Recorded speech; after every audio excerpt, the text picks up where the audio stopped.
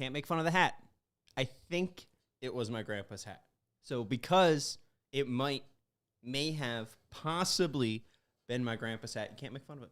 Sorry, those are the rules. This is the CHGO White Sox podcast.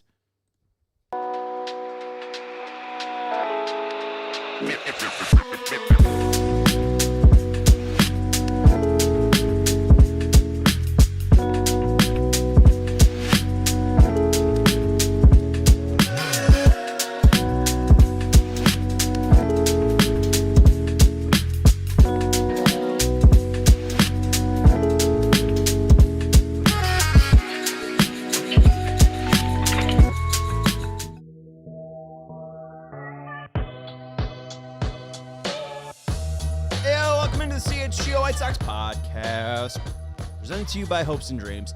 Coming to you live from Studio B, which sounds like an elevator. I'm not sure if our microphones are picking up. Hopefully not, but the people below us have been very quiet for about 3 years. But today, and today alone, they chose to play elevator music right under our studio for our show. So welcome into the elevator. I'm Sean Anderson. Alongside me, Joey Christopoulos, my brave world traveling producer. Greetings. Good to be with you, Sean. And also wonderful to be accompanied by the boy from Ipanema today throughout the show. It does it's sound be very a little nice. Stan Getzian. It does, and I do. This is not confirmed. I think this is a fact. There's no way to look it up. I believe Stan Getz is Chris Getz's grandfather. Oh, really?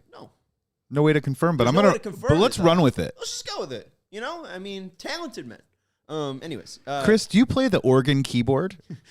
Chris, have you ever been to Ipanema? Answer the question, Chris. Answer the question. I can't think of the actual music genre. What's that actual genre called? It's not Baroque.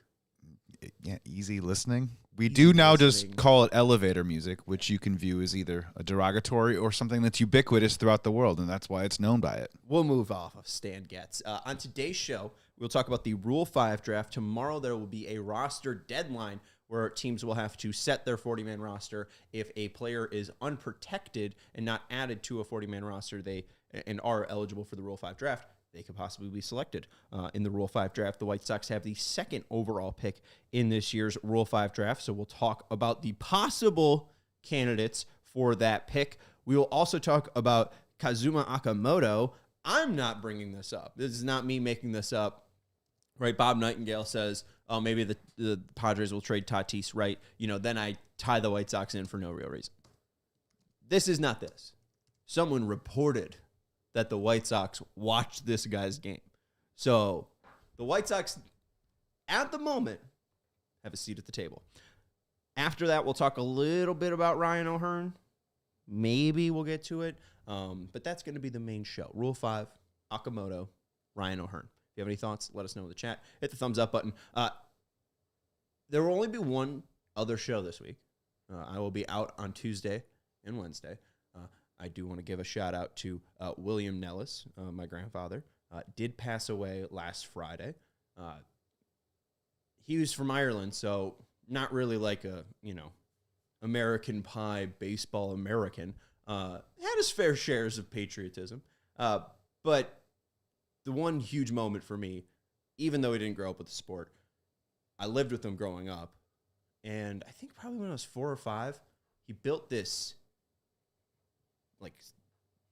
kind of cube in the backyard within the grass, filled it with cement, stuck a PVC pipe in it, kind of like a hole to make a hole in the cement, and then made this PVC pole apparatus, which then attached to one of those baseball hitting practices where it's kind of like not a bocce ball. What's the one that wraps around a pole? It's very similar. Tetherball? Yeah, if a baseball was a tetherball. Mm-hmm. So it'd be on this kind of elastic yeah. thing. Sure. You'd hit it, it'd wrap around, and then it'd come back, unwrap, and then you'd be able to hit it again. And just I cared about it. So he cared about it. And I just, it's not something that we had a direct connection with, but I've been thinking about him a lot. So, woohoo. Real quick, and appreciate it months behind. Thank you very much. Also saying, come on, lie to me that the Sox are getting Pete Alonso. I will lie to you. The Sox are getting Pete Alonso. He didn't be clear. The Red Sox very much could sign him. So the Sox will get Pete Alonso. Doveman asking, do we have to add Samuel Zavala to the 40-man? Do we have to? No, and I don't think they will. Right now, the Sox are at 35 men on their 40-man. I think they'll likely protect Tanner McDougal and Aldrin Batista. I think those are the must-adds. I think you can also see Schweitzer, Murphy, or Paulette be added. But Zavala has not done enough to make him interesting. Really, the question would be, will Samuel Zavala start for the White Sox in 2026? No. I don't even know if he'll start at AA. So it's more of, can a team hide him on a major league roster for an entire year?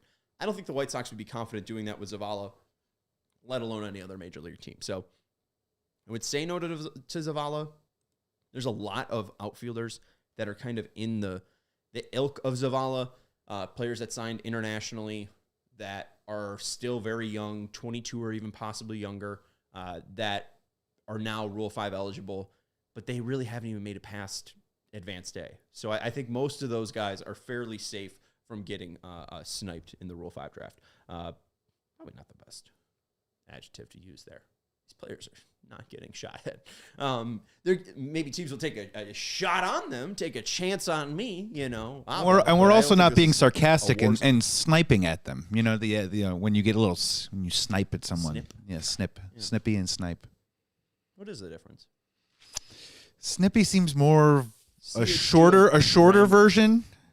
Yes. Or to snipe at someone's maybe a little bit more. Snippy is that's got to be British, Oh, you're being snippy.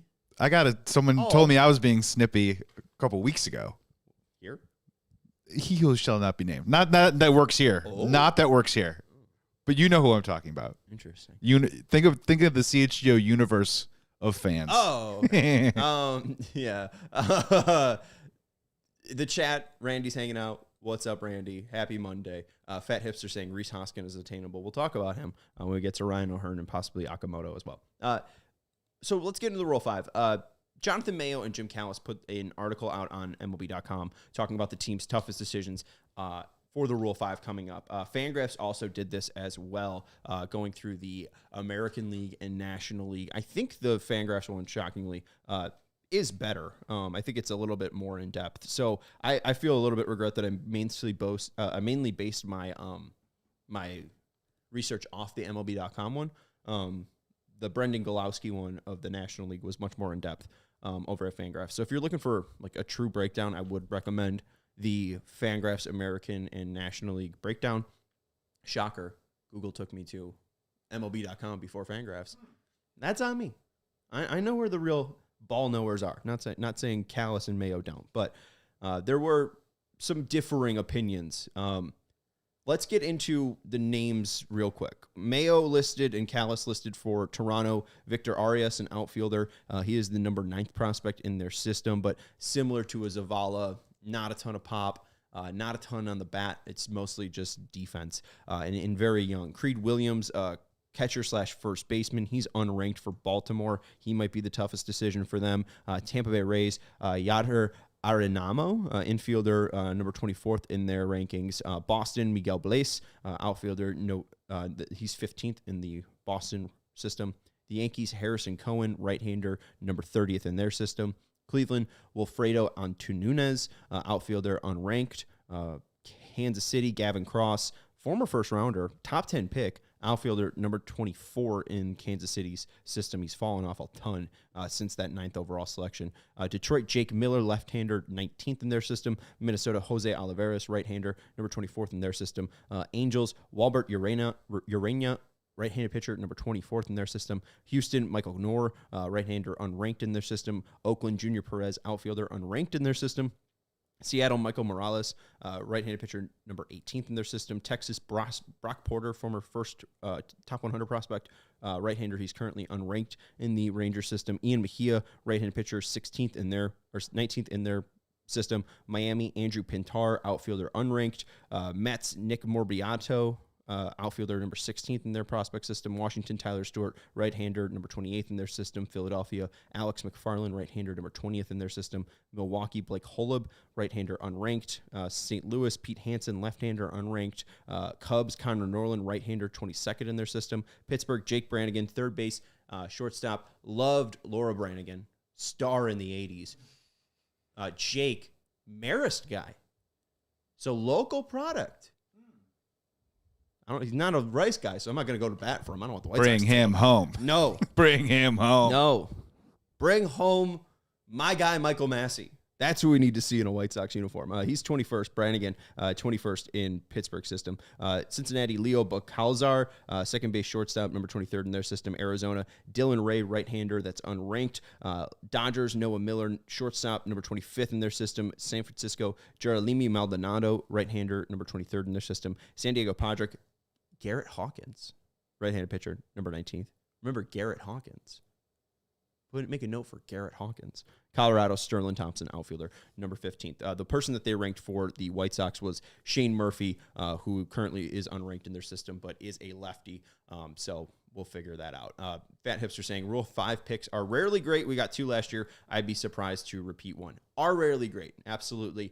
Shane Smith was the first all-star Rule 5 pick since Dan Ugla in like 07 or 08. So it's very rare for these players to find success. However, we have been seeing more teams take Rule 5 picks. And I think seeing the success of Vassell and Shane Smith gives you some sort of a blueprint on what teams, specifically the White Sox, especially at a high pick like this, should be attacking. I don't think an outfielder or anyone with a bat is logical. I think if you're going with a player, it has to be a pitcher, because not only do you have the ability to maybe start them like we saw with Shane Smith, but if Shane didn't work out as a starter, we saw that he could touch like 99 to 100 out of the pen. So if he was just mainly a fastball guy out of the bullpen, Shane Smith had a way of working. Mike Vassell, in a similar way, could possibly have been a starter. We've seen him, go 4 innings in a Sox game. He also could just be your guy who closes out a game. There was a huge FIP discrepancy between him and his ERA. But at the end of the day, Vassell worked out as a Rule 5 pick. He threw like 100 innings for the White Sox. He was like the first person since Ernie Bobo in 1914 to have 100 innings pitched and I think a sub-3 ERA, but also like a +4 FIP. Like, absurd year for Mike. Who struck you out? Bobo. Ernie Bobo. Bobo.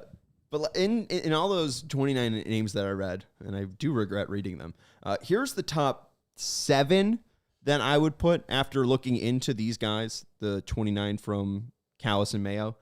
Garrett Hawkins is the one from San Diego that I'm really interested. 6'5". He had Tommy John in 2024. He came back in 2025 and added velocity. Pretty good. Not bad. He is the first NAIA player ever drafted in Major League Baseball. He's 6'5". He's Canadian.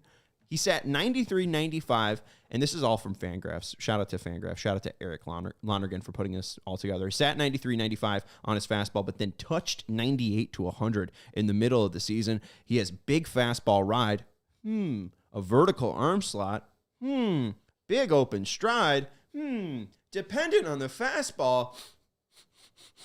Joe, you know what that smells like? What's that smell, Sean? It smells like Shane Smith. A big dude that throws hard, that might have average, secondaries, but a fastball that he could kind of just throw 65% of the time. If it walks and talks like Shane Smith, is it Shane Smith? Here's the thing, too. I don't know if he shouldn't be a starter. He was a starter in 2023 and made 4 starts, then had to get Tommy John. In 2022, 21 starts, 93 innings. And then took off the year in 45 games through 60 innings, so more than an inning per outing. But a 150 ERA, I don't know if it's completely off the table that this guy should be a starter. The numbers he was putting up as a starter, it's obviously advanced A in 15 innings in 2023, but 9 K per 9, 3.6 walk per 9. You look then in 2022 between A-ball and advanced A, a 4.74 ERA, not great, obviously, but 11.6 K per 9 to 2.9 walk per 9. That's why you see him have so much success moving to the bullpen, 12 K per 9 to a 3.5 walk per 9. it's a player that you do have like a 162 game leash on. Maybe you start Garrett Hawkins kind of like you did Mike Vassell. You're kind of seeing what he can do and what he can't do. Can he add a changeup? Can we, make his slider sharper, add more velocity, just make it more effective? Do we need to add a sweeper that can give him depth to get out righties? It's a project, but I think the real thing that you're looking for with any project is the bones. I'm looking to buy a house, right? I'm not going to be able to afford anything in the 300,000s. So my pickings are slim. I'm going to need to try to figure out a house that has what? Joey, you ever watch a TV show, an HGTV show? What is the descriptor for all these houses that you're going to flip? Good foundation? Good bones. You were close. And what does Garrett Hawkins have? Good bones. Good bones. So we like the good bones of Garrett Hawkins. I really think that he could be Shane Smith-esque. The one issue, and we'll take a break here in just a second, Fangraphs in this National League crunch article that they did put together. There is no crunch currently in the Padres system. It's a thin system. When I checked this article out, it said 33 on the 40-man roster. When I went to Fangraphs roster resource, it said 34. So this is unintentional. It's about 6 or 7 slots that they could add onto. They have one mandatory add in Miguel Mendez, and then Fangraphs notes Pena and Hawkins seem like the most likely add. So although Hawkins does have good bones, and I think he would be a phenomenal pick, first of all, Colorado and Paul DePodesta, who now leads the Rockies, could also think Hawkins is a good pick. Want to take him away from San Diego, but he also might be protected before Tuesday. We'll get into some other names. I have 1, 2, 3, 4, 5, 6 more to talk about. Then we'll talk about Okamoto, and then we'll talk about Ahern here on the CHGO White Sox podcast. We want to let you know about our friends over at Bet365. Whatever the moment, it's never ordinary with our friends over at Bet365. Sign up with our code CHGO365. When you sign up and you bet your first wager of $5, whether it wins or loses, you get $200 in bonus bets to bet on whatever your heart desires. They're bonus bets. If you want to put a bonus bet on a future, if you want to put a bonus bet on an in-game wager, if you have a feeling about the Bears game on the upcoming Sunday, you could use that with our friends over at Bet365. There's some great NFL offers. Tonight is Monday, so they have a Monday night offer, 50% super boost, profit boost token on same game parlays. And you get 100% parlay boost, so you can double your winnings on parlays with Bet365's 100% parlay boost. Download the app and use code CHGO365 when you sign up. We got a Bulls game tonight that Joey will be doing. The Bulls are taking on the Nuggets. A ton of things to bet on here in Chicago. Whatever the moment, it's never ordinary at Bet365. Must be 21 plus. If you or someone who has a gambling problem, crisis counseling and referral services can be accessed by calling 1-800-GAMBLER in-app only. And we bring up the Bulls game. There's a game tonight. Joey, how do I watch the Bulls game? Why, you can find it on CHSN. Well, it's Blackhawks and Bulls season, so I'd hope I'd be able to find it on Chicago Sports Network. CHSN, do I have that right, Joey? You do, and if you wait patiently enough, the White Sox will also be on CHSN in 2026. They already were. It's not pending. It's just more they're not in season. But yes, CHSN is your home for Blackhawks, Bulls, and White Sox, as Joey so eloquently put. Visit CHSN.com/podcast to sign up for your free 7-day trial of the All Access plan, which gives you over 300 live games per year. You can catch every basket and every goal from your mobile device, television, or wherever you watch. CHSN is your home for Blackhawks, Bulls, and White Sox all season long. Chicago Sports Network, your home stream advantage. Visit CHSN.com for more details. Welcome back to the CHGO White Sox podcast. Let's get into some more names. While looking into Dylan Ray of the Arizona Diamondbacks, I found Spencer Giesting. We'll go to some TJ stats here. Make sure you follow Thomas Nistico over at tjstats.com. He also has a website where you can find all of these great graphs and data. Before you go to Giesting, actually, just put the camera back on me, Joe. I had in my 2025-2026 offseason project plan, Mitch Bratt being the Rule 5 pick from the Diamondbacks. They have 2 players that they acquired for Merrill Kelly at the deadline. It was Cole Drake and Mitch Bratt. It does seem like they've gotten under the 40-man roster restriction, and they will be able to protect both Drake and Bratt, so that's disappointing to me. Bratt is very, very good. Would have been very surprising if they let him go. Shoot. But yeah, he seems like he's going to be a Diamondback.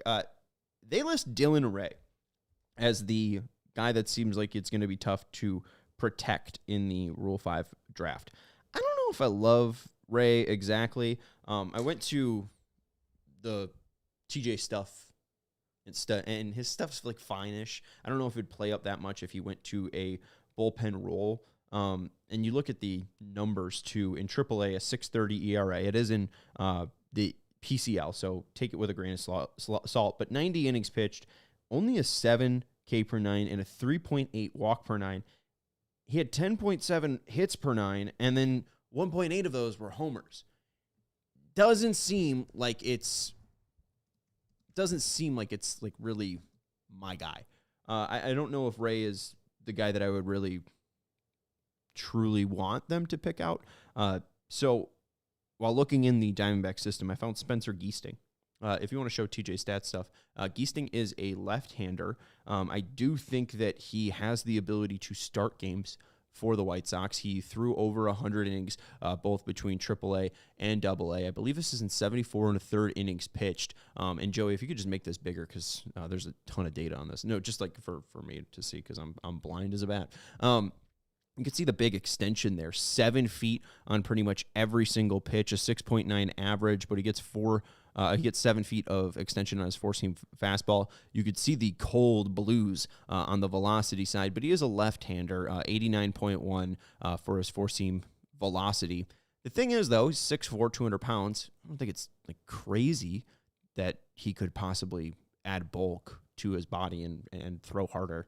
I don't know him, obviously, but I think it's not the craziest thing. Lefties sometimes do throw, a little bit less than righties, or velocity wise. A guy with 89 mile per hour from the left side can make it in Major League Baseball.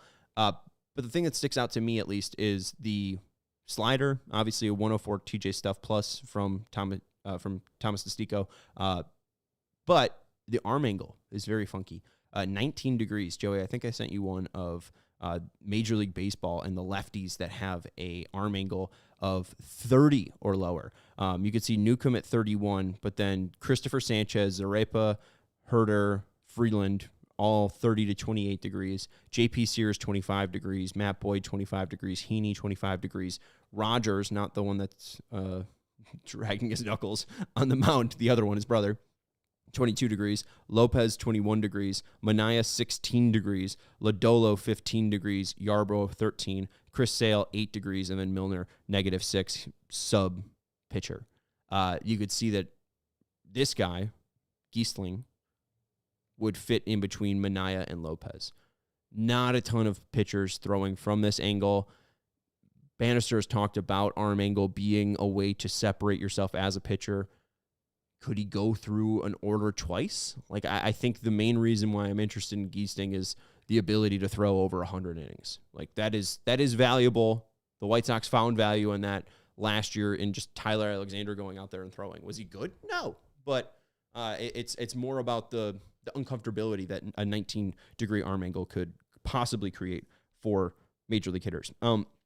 Next player I want to go to here is the Philadelphia entry, Alex McFarland. He's 20th in their system. He has a fastball that can touch 100 miles per hour. And when I'm ranking all these guys, Blake Holub is a reliever that looks okay-ish, but no one really sticks out. Michael Knorr is a reliever that looks okay-ish.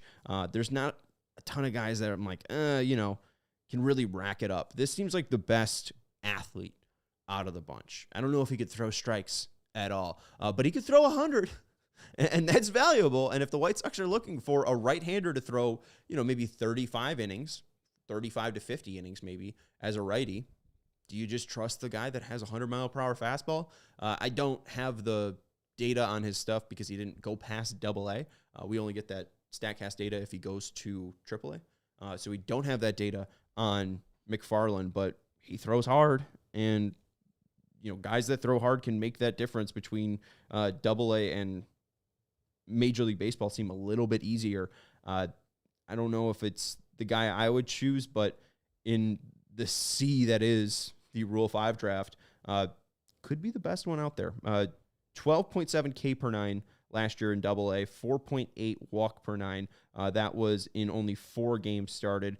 and he did start 18 games last year in advanced day, 9 walk per 9 to 4.8 K per 9 K per 9 to 4.8 walk per 9. I would think that they would likely abandon him being a starter and would go for him just trying to throw as hard as he can in 1-inning roles, similar to what Grant Taylor was, but now Grant Taylor expanding to a multi-inning role, as Chris Getz said. I could see them going for McFarland. Ryan says throwing hard and fast, but they also need to locate, which I'm not sure he's consistent with from what I've seen. The idea is, hey, kid, you got 12 pitches. 7 of them are going to be fastball. Throw those for strikes, and we'll get hopefully lucky with the other 5. It's It's the Mike McDougal paradox. Do you remember Mike McDougal at all? I don't. Explain the Mike McDougal paradox. So he's not alone, but it's basically the pitcher that has that one elite skill, and it's throwing super hard, and he kind of bounces from team to team in different situations. It's like kind of this traveling lightning in a bottle. And different franchises think or hope that maybe they will catch that one lightning before the location goes. And no one ever knows if that person ever locks in. But Mike McDougal was given a chance after chance with the Royals. He was on the White Sox. He threw super hard but can never locate. What year was this? Man, I want to say between 06, 010, somewhere in there. Okay. Yeah. I should know him then. Or maybe it's before. Not a sicko enough to be remembering 08. Well, he was bullpens. That guy like in the offseason that threw like crazy hard. And when he came in, it was like, man, if he could ever locate the fastball, he'll be a huge weapon for the White Sox. And guess what he didn't do? Locate the fastball. What's the name? Mike McDougal.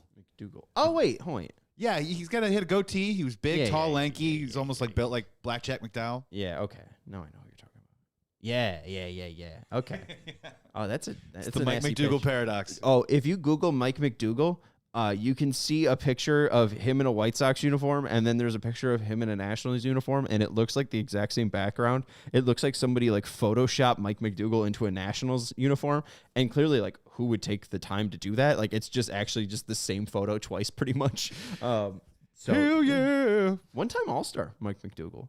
Yeah, no, I mean that was the thing is that like. And that's and for some of these pitchers, sometimes like you catch that lightning and you have a good little run where everything's kind of locked in and everything's okay, and then there's other times where it goes a little sideways. Yeah, picked up in 2006 at the deadline, 1.4 WAR with the White Sox in 2006. Then in 2007, negative 1.4 WAR. So we just, it all ends out in the wash. But to go to McFarland, this is from Fangraphs. They consider him to be a pure relief prospect at Miami. The Phillies did try to develop him as a starter. Looked like they had something, but then it did start to fall through. They started to limit his outings, and then ultimately he was shut down in 2023. Had Tommy John and was out for all of 2024. There were spurts that he could possibly, have a meteoric rise during the Philly system and possibly make it into their bullpen. So I do think McFarland could be a bullpen person based on specifically what Fangraphs had to say. And you look at the numbers. I mean, he strikes out dudes. I mean, a 12.8 K per 9 to a 4.8 walk per 9 isn't that crazy. If even 12 to 5, like that's you're typically pushing it. But when you're striking out 12 guys per 9, you could just go out there and have like 3 easy outings, and hopefully the next one's fine. So yeah, I don't know. Who's McDonald? Michael McDonald? Yeah, we know. Yeah, he was correcting me, saying it's not you weren't singing McDougal, you were singing McDonald, and I was like, sounds like Michael McDonald. Yeah, his name is Mike McDougal. It's pretty dang close. It's a hard little left at the last second. Next one I want to go to is Jake Miller. The rest of the names on here are outfielders. I do think if they're making this pick at 2 overall, they're taking a pitcher. Just because you have that flexibility to possibly, if they don't work out as a starter, to put him in the bullpen. McFarland's lower than Giesting and Hawkins because he doesn't have that real ability to be a starter. The other one is Jake Miller, a guy that is also coming off of surgery, Tommy John-ish. He had a back injury, that set him back in 2025. Only 20 innings pitched. He is a left-hander, but 10.7 K per 9 to a 1.8 walk per 9 in 2024.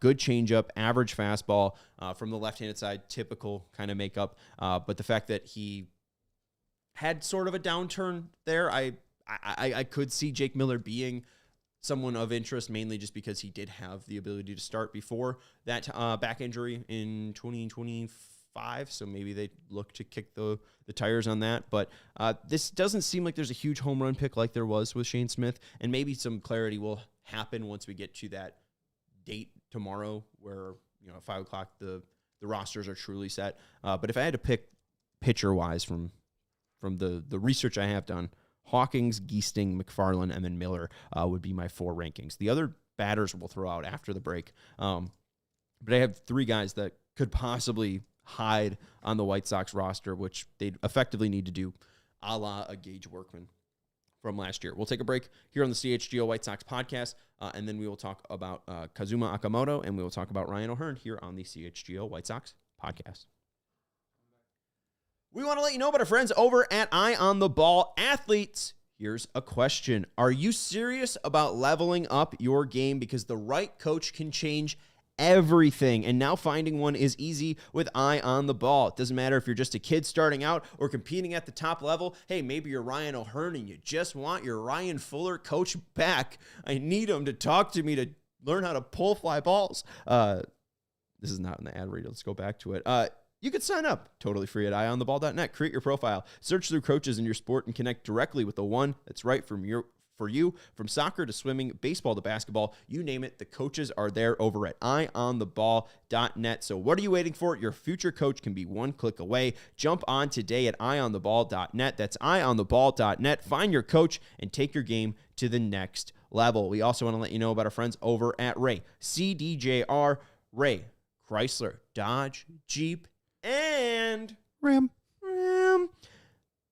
New vehicles are in store at Ray, Chrysler, Dodge, Jeep, and Ram. And this is your chance to score a great deal at the Black Friday sales event. Head to Ray CDJR on Route 12 to choose from their huge inventory of new Chrysler, Dodge, Jeep, and Ram vehicles. And right now, get 0% financing for 60 months on all new 2025 Jeep Grand Cherokee L models or up to $10,000 off MSRP. Plus, shop over 125 vehicles priced under $20,000 with a friendly team of brand experts. The team at Ray CDJR is here to help you during each step of your car shopping journey. Plus, since they prioritize affordability, you know you won't overpay for the vehicle you need. So go check out our partner today to shop one of Chicagoland's largest Chevy inventories and find the right vehicle for you, then drive home happy. Don't miss out on the Black Friday sales event for huge savings on new models. For more information, visit Ray CDJR today on Route 12 in Fox Lake or online at raycdjr.com. They've been serving the community since 1963. When in my life have I ever said route? It's route. It's the route. Route 12. It's the route. Got to take the route. Okay, we're back here. I just want to do Michael McDonald impersonations for the next 10 minutes. I can't lie. Minute by minute by Turn minute. it onto the streets. That's what they're doing with the Rule 5 pick. They're taking it to the streets. Try and find something. Yeah, let's talk about Jadher Arenamo. He is from the Rays system. The Rays picked him up in the trade for Danny Jansen. They traded Jansen to Milwaukee. They got Arenamo back. He looks interesting for a hitter. 12.2 K rate, career rate, so he makes a ton of contact. And currently in the Venezuelan Winter League, we obviously saw the success that Lenyn Sosa had, so we can't deny Venezuelan Winter League success. 8 home runs, 6 doubles, and 1 triple, so 15 extra base hits in 92 at-bats. He has 3 infield positions. It seems very similar to Gage Workman. The idea that maybe this guy could play third base on a day, maybe this guy could play shortstop on a day, maybe this guy could play second base on a day. But the main reason you're rostering him is his bat. Kind of sounds a little bit too similar to Lenyn Sosa and Curtis Mead. So do the White Sox want a player like this? I doubt it, but Sosa doesn't have any more options. Mead doesn't have any more options, or maybe he has one more left. Arenamo could be maybe their true project. If they're going to give a guy playing time, give the guy that you pretty much have to play in Arenamo the time. It does seem like a stretch, so again, I'm not really endorsing them taking a hitter. I also have Andrew Pintar. He is in the Marlins system, but it's more of the idea of a fourth outfielder. They don't really have that. They've pretty much been abandoned by Michael A. Taylor, and there really isn't a solid fourth outfielder in the Michael A. Taylor ilk that would make sense for the White Sox. It could be Pintar. Fast, can play left, can play center, can play right. Not a ton of pop, but you're not really signing him for the pop. You're signing him because he's cheap. He'll make like $200,000 less than Derek Hill, so why pay Derek Hill when you could just draft Pintar? It's not sexy or fun, but it could happen. So woohoo. Then the final one is Victor Arias. He is the 9th prospect in the Blue Jays system, and it's very similar to Pintar. I actually don't really have a favorite out of these guys built to the same ilk. It's the idea that you're taking these guys to hide them on your roster, and when, one of the main outfielders can't go, Pintar or Arias plays. Might halt development, so if you're just truly looking to fill out a roster spot, I think Pintar would be that. Arias is more of the actual project, but we'll have to figure out. I think it's likely they take a pitcher, so we'll get more into the weeds as we get closer and closer to that Rule 5 date at the winter meetings. Let's get into Okamoto. Let's get into Kazuma Okamoto. Okamoto will be 30 next June. He is about to be posted and will be a free agent this offseason. He is a first baseman, third baseman type. I think likely he'll end up at first base. He does seem like a good enough hitter to make it there. I don't know enough about his defense. I cannot lie. I don't know enough about his defense. I'm assuming if you're putting first base, third base, that means he can't play third base. Just be honest. If he could play third base, you'd be saying he's a third baseman. When they say he's going to probably end up at first base, guess where he's probably going to end up? First base. Yes. Yeah. So I would say more of a first base DH type, but maybe, just maybe, he could play third base. 6 feet tall, 210, right-handed hitter, right-handed thrower. He has played his full-time in the GPCL. I believe that is the Japanese Championship League. So that is pretty much like their major leagues. He has played in that league since 2018. So he's been full-time since 2018. He played dabbles in the GPCL in 17 and 16, but full-time in 18. Since 18, he's had 2 seasons with a 300-plus batting average. And then from 18 to 23, 6 straight seasons of 30 home runs, and he had 41 in 2023. Hasn't done it home run-wise in 2024 and 2025. I think that there's something wrong with the balls from what I've been reading with Munetaka Murakama. The idea, though, is that Murakama is just... They're claiming it's a dead ball era, right? Yeah, but, Murakami is just hitting balls to the moon, so that kind of just shows off his power. Ton of strikeouts with him, but not really with Okamoto. In the World Baseball Classic 2, 27 plate appearances. Joey, do you like the sound of this? 6 hits, 1 double, 2 homers, 8 walks, 4 Ks, a slash line of 333, 556, and 722. It's a nice palette of production there. Pretty damn good. And again, I'm not dreaming here. I'm not making this up. News.yahoo.japan reports that the Phillies, Yankees, Padres, Angels, Blue Jays, and White Sox scouts were in attendance to watch Kazuma Okamoto. I don't think the White Sox are going to sign him, but I think it's mainly the idea that, I'm showing up to a job fair and I'm just putting myself out there. And if I keep showing up to job fairs, they're like, hey, maybe this guy really wants it. It's more about the idea of you're showing up. Did the White Sox have a chance with Roki Sasaki? No, but maybe Roki Sasaki learned the White Sox name. And more importantly, maybe the agent learned the White Sox name. And maybe going after Okamoto, it's more about getting your foot in the door and building those relationships that have not existed. It is the bare minimum, but the White Sox haven't been doing the bare minimum. It's nice to see them in this report. I don't even think it's a seat at the table. I don't think that they're likely going to sign Okamoto. Be fine with it. I'm not against it. Don't really care what the number is. If you're signing a Japanese player, I think it's more about, the commitment to that being a real legitimate place to pull major league talent from, right? It's more about, we're serious about success, DeVry style. Like, we're serious about baseball. We're serious about every place, Dominican, Cuban, Venezuelan, Japan, Korea, wherever you are playing baseball, the White Sox will find you. I think it's more of that, hopefully, of that ilk, rather than the White Sox are in on Okamoto. I wouldn't take it as that way. Well, either way, I mean, I love how it's definitely being framed as like, get yourself back out there. Yeah, right? You know what I mean? Mix it up, socialize a little bit, get around some people. I think the only part about it that would also maybe bring this a little bit closer to even the whiff of a realistic possibility is a lot of the projections for his contract seem to be in line with what the White Sox have done. I think different outlets have said anywhere between 50 to 65, maybe even $68 million. If it went to 68, he would not be the most expensive player the White Sox have ever signed. I guess the question would be, he's easily going to be looking for a 4 or 5 year deal. And I think that would have maybe more to do with the dollars than anything else. And he's 30. 60 for 5 ain't bad. It's pretty great, right? I don't hate it. It's pretty great. And even if he doesn't hit those 30 home run projections, you're still probably going to get an above average offensive player at that price.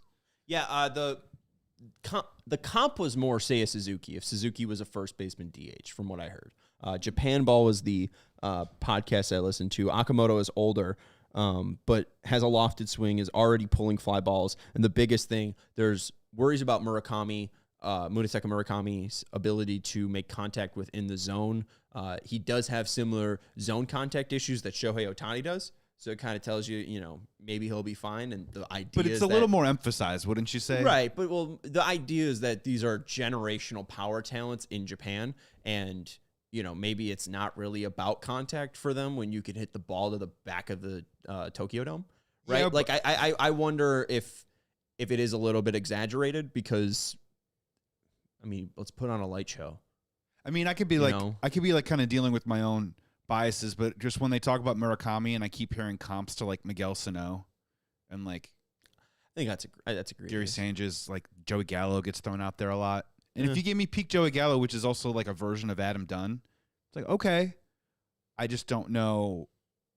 I don't know if that's the right fit for the White Sox. I honestly, Murakami is really interesting. I'm just more. They put Munetaka and Okamoto in the same bunch when they were talking about them. So I was just more comparing them to each other. There's concerns about Munetaka Murakami's zone contact. Okamoto's in 90%. So there isn't. That's more what I was saying. 100%. And I think it's also fair to say that the ceiling for Murakami is simply just higher. And maybe he's younger. And maybe the floor is higher for Okamoto. But if I'm going into the Japanese market, I think I'm signing Okamoto if I'm the White Sox. Oh, yeah. I don't really think I want Murakami because it does seem like a real way to stink up your fan base to the Japanese market is if the first guy that you have signed in that market in like 20 years since Tadahito Oguchi. Shingo, yeah. Oh, he was before. Yeah, whatever. It doesn't matter. Yeah. Since 2006, 5, 4, whatever. And he just completely, S's the bed. Like, that's not really going to get White Sox fans riled up for the next Japanese player they signed. Where Okamoto, I think, gives you a fairly solid floor to where if he gives you 2 WAR each season, it's not the greatest contract ever, but he was a fine player. I don't know. Hey, I'm not saying go sign Okamoto, but if they do sign Okamoto, I won't be surprised. There was one report from Bruce Levine, we'll wrap it up here, that the White Sox are in on Ryan O'Hearn. I think the biggest thing that you need to take away is that Josh Naylor and that domino has fallen. And we haven't heard much about O'Hearn in the White Sox. I think if the White Sox are going to sign O'Hearn, it's because they have the largest offer to O'Hearn, and O'Hearn's market is drastically different than what he thinks. I just don't see O'Hearn as a White Sox. I don't know. I looked into my crystal ball as Nostradamus. I understand there's the Ryan Fuller connection. I understand he had 3 WAR technically last year, but I just think he stinks. Not in a bad way. Like he's fine, but like if the White Sox are spending money, I'm more interested in Okamoto, and I'm less interested in like 3 years to O'Hearn. I'd rather just like a 1-year deal for Bell. I believe Fat Hipster brought up Hoskins. I'd rather look for a guy on a 1-year deal. The thing with O'Hearn is he's a lefty, and Gretz specifically said he wanted left-handed balance. Okamoto is not that. O'Hearn is that. Bell is a switch hitter. Hoskins a right-handed hitter, so I could see it happening. I can't see it happening. There isn't a ton of players that have signed multi-year deals as a first baseman free agent. I think since 2021, there's like 5 players as a primary first baseman that have signed a 2+ year contract. So will O'Hearn get a deal that is 3 years? Will he be able to get the AAV that he wants if he is that first baseman, or do they think they're going to put him in right field? And it's like, oh, great, we're putting more first basemen in right field. Hooray. I'm going to put my head in the toilet and flush it. Yay. Like, just go put the bad defender and Josh Bell at first base and see if he can hit 30 homers. Like, that sounds a lot more fun to me. Yeah, that's the question of timing, right? Like, we've talked before about, like, would the White Sox get aggressive and try and sign Josh Bell, like, before the new year, like in December? I think the only realistic scenario about Ryan O'Hearn and the White Sox would be something that'd be after, like, January 15th. And he hasn't gotten the multi-year deal that he wants, and he's starting to sit out there on the market a little bit. And maybe the chairs are being taken and the music's about to stop, and then maybe the White Sox could get in there, but you'd think they would have their decision on what they would want to do with those at-bats by then. Yeah. Doveman brings up Christian Walker. We can trade for Christian Walker, who is a power first baseman. I don't see it happening. I mean, the way that I see it happening, and there's really just one way that it's happening, because I don't think the White Sox are taking on $20 million. That's really the issue there, is that he makes $20 million. It's, do the Houston Astros want Andrew Benintendi? Come on down, Dana Brown. Do you want Andrew Benintendi? Because then the 17 for Benintendi in 2026 and the 15 in 2027 doesn't exactly line up with Walker's $40 million in 26 and 27 combined. 2026, $20 million, 2027, $20 million.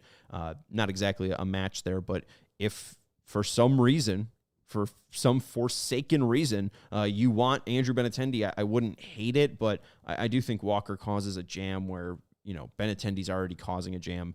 I'd rather just, if the White Sox are going to move on from Andrew Benintendi, I'd rather them just buy out the contract and say, this was not it. This was signed by a previous GM. Let's cut our losses and move, because I don't think there's any value in Benintendi.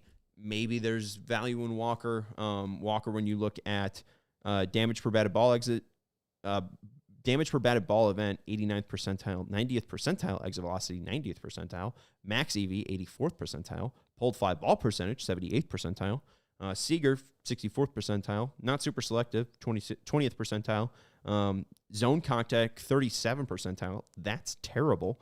That's Munetaka Murakami territory. I don't think I want 35-year-old Christian Walker.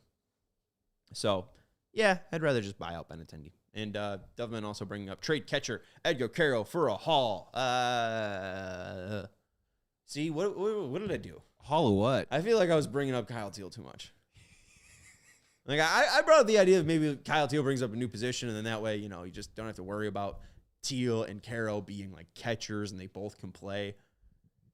And then I just was like, oh, maybe you could trade Caro. I get there's a narrative that there's a dearth of catchers out there, and I guess his name's been tossed around with a couple people that want to report his name on a list of catchers. I mean, the Padres started Martin Maldonado for the entire season last year. Honestly, like, what are you getting for Edgar Caro that really would get you more intrigued than probably what you would just have, seeing if he could develop over the next year or two and see what you have there? And if he develops a little bit more but doesn't get to where you want it to be, his value goes up, and you can still move on from him then. Yeah, I don't think that there's an ideal package or player that you'd necessarily want. And I think the thing mainly with Caro and Teal is that they're going to get playing time. Like, even though they play the same position, there's still playing time for both of them on the White Sox. Like, whether it's at DH when the other one isn't catching, like, they're both going to get their fair share of, like, nearly 600 plate appearances in 2025 or 2026 if they stay healthy. So I don't think Caro's going to happen. Maybe Okamoto does, though. So start wishing to the Tooth Fairy. Does the Tooth Fairy grant wishes? Do you have to punch me in the face? Have we been to get Okamoto on the Have White we Sox? been doing it wrong all these years that it's the Tooth Fairy that helps out with our baseball fortunes? There it is. I mean, teeth kind of look like baseballs. She could easily get confused. I think you should punch me in the face. I think you should punch me in the face and see if the teeth falls out. I think we should put a baseball underneath our pillow tonight and see what happens. I'll be back on Thursday with a missing tooth, as Joey's going to drill me after this podcast right in the face. Going for the middle one. We'll see you later. Goodbye. We all silly like the mayor.